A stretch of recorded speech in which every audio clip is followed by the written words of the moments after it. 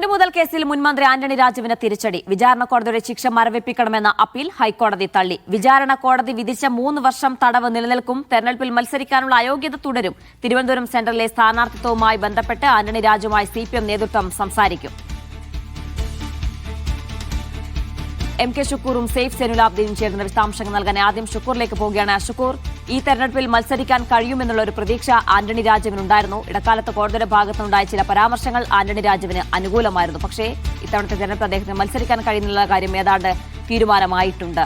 എന്തൊക്കെയായിരുന്നു കോടതിയുടെ പ്രധാന പരാമർശങ്ങൾ? ഉത്തരവിൽ വിശദാംശങ്ങൾ പുറത്തു വന്നിട്ടുണ്ടോ? ജീന, തൊണ്ടിമുതൽ കേസിൽ 3 വർഷത്തെ ശിക്ഷ നടപ്പാക്കുന്നത് മരവിപ്പിക്കണമെന്ന ഒരു ആവശ്യമാണ് ആന്റണി രാജു ഹൈക്കോടതി സിംഗിൾ ബെഞ്ചിന് മുന്നിൽ ഉന്നയിച്ചത്. എന്നാൽ ഈ ആവശ്യത്തിൽ വാദം കേട്ട ശേഷം ഇന്നിപ്പോൾ ഹൈക്കോടതി വിധി പറഞ്ഞിരിക്കുന്നു.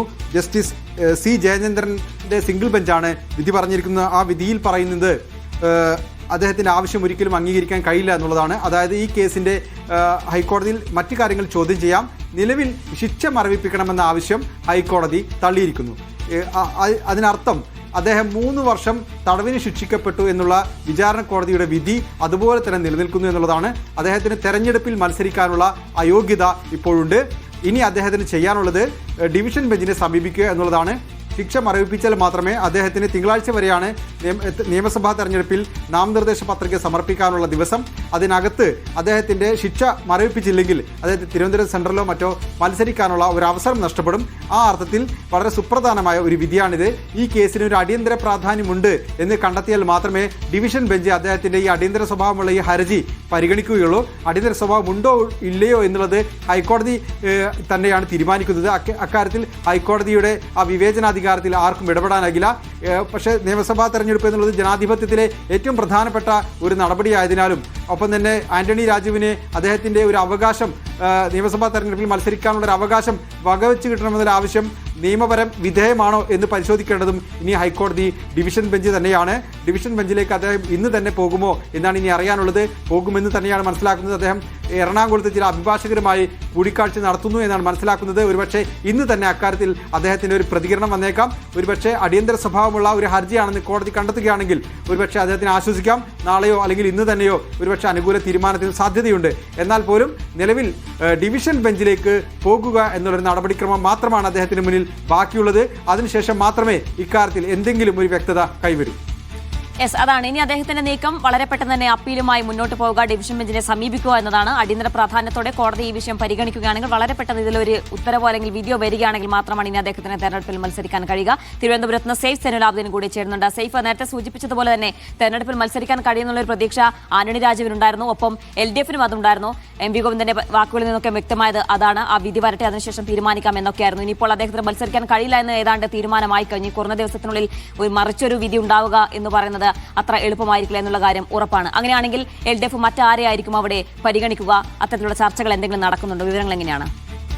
ആന്റണി രാജുവിന്റെ അഭിപ്രായം തേടിക്കൊണ്ട് മാത്രമേ പുതിയ സ്ഥാനാർത്ഥിയെ സംബന്ധിച്ച ചർച്ചകളിലേക്ക് CPM നേതൃത്വം കടക്കുകയുള്ളൂ. കാരണം ഈ തെരഞ്ഞെടുപ്പിൽ ആരുടെ കയ്യിൽ നിന്ന് സീറ്റ് ഏറ്റെടുക്കേണ്ടതില്ല എന്ന തീരുമാനം CPM നേതൃത്വം എടുത്തതാണ്.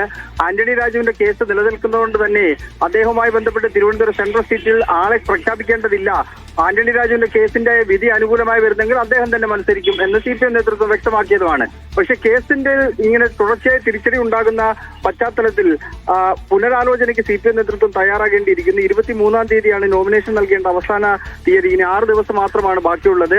23-ാം തീയതി വരെ കാത്തിരിക്കുകയാണെന്നുണ്ടെങ്കിൽ പോലും പ്രചരണത്തിനധികം പുതിയ സ്ഥാനാർത്ഥി വന്നാൽ പ്രചരണത്തിനധിക ദിവസം കിട്ടുകയുമില്ല എന്ന രാഷ്ട്രീയ പ്രശ്നം കൂടി CPM നേതൃത്വം പങ്കുവെക്കുന്നുണ്ട്. അതുകൊണ്ട് ആന്റണി രാജുവുമായി സംസാരിക്കും. ഉടനടി അപ്പീല് നൽകി വേഗത്തിൽ തന്നെ അത് പരിഗണിക്കുന്നു എന്നുണ്ടെങ്കിൽ ഒരു സാധ്യത കൂടി അതിനുള്ളിൽ നിൽക്കുന്നുണ്ട്. അങ്ങനെ പരിഗണിക്കുമോ ഇല്ലയോ എന്ന് ഉറപ്പില്ല. അത് കോടതിയാണ് തീരുമാനിക്കേണ്ടത്. എന്തായാലും ആ സാധ്യത കൂടി പരിഗണിച്ച് ആന്റണി രാജുവുമായി സംസാരിച്ച് ആന്റണി രാജുവിന് ഇനി ആരെങ്കിലും നിർദ്ദേശിക്കാനുണ്ടെങ്കിൽ, പാർട്ടിയുടെ പേരിൽ നിർദ്ദേശിക്കാനുണ്ടെങ്കിൽ അത് CPM നേതൃത്വം പരിഗണിച്ചേക്കാം. എന്തായാലും അധികം വൈകാതെ തന്നെ തിരുവനന്തപുരം സെൻട്രലിൽ ആരെ മത്സരിപ്പിക്കണം എന്ന കാര്യത്തിൽ ഒരു തീരുമാനം ഉണ്ടാകുമെന്നാണ് കോടതി വിധി ഉണ്ടാകുമെന്ന് MV ഗോവിന്ദൻ അന്ന് പറഞ്ഞിരുന്നു. അങ്ങനെയാണെങ്കിൽ മറിച്ചൊരു വിധി ഉണ്ടാകുമെങ്കിൽ അവിടെ ആരെ പരിഗണിക്കുക എന്നുള്ള കാര്യത്തിൽ നേരത്തെ തന്നെ ഒരു ആലോചന LDFനകത്ത് ഉണ്ടായിട്ടുണ്ടാകുമെന്നാണ് നമ്മൾ പ്രതീക്ഷിക്കുന്നത്. അങ്ങനെ ഏതെങ്കിലും പേരുകൾ ഈ ഘട്ടത്തിൽ പുറത്തു വരുന്നുണ്ടോ? അല്ല ഇത് സീറ്റ് CPM ഏറ്റെടുക്കാനുള്ള ഒരു തീരുമാനം, അത്തരത്തിലൊരു നീക്കത്തിലേക്ക് കാര്യങ്ങൾ പോകാൻ സാധ്യതയുണ്ടോ?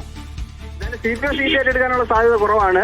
വിജയൻ തോമസിന്റെ പേര് ഒരു ഘട്ടത്തിൽ പരിഗണിച്ചിരുന്നു. ഒരു 3-4 ദിവസം മുമ്പ് കോൺഗ്രസ് വിട്ട് പിന്നീട് BJP-യിലേക്ക് പോവുകയും ഇപ്പോൾ അവരുമായി സഹകരിക്കാതിരിക്കുകയും ചെയ്യുന്ന വിജയൻ തോമസിന്റെ പേരൊന്ന് പരിഗണിച്ചിരുന്നു. പക്ഷേ ജനാധിപത്യ കേരള കോൺഗ്രസിന്റെ നേതാക്കന്മാർ KC ജോസഫ് അടക്കമുള്ളവർ അതിനെതിരെ രംഗത്ത് വന്നു. അതുകൊണ്ടാണ് ആ തീരുമാനം പിന്നീട് പുനരാലോചനയ്ക്ക് വേണ്ടി CPM നേതൃത്വം മാറ്റിവെച്ചത്.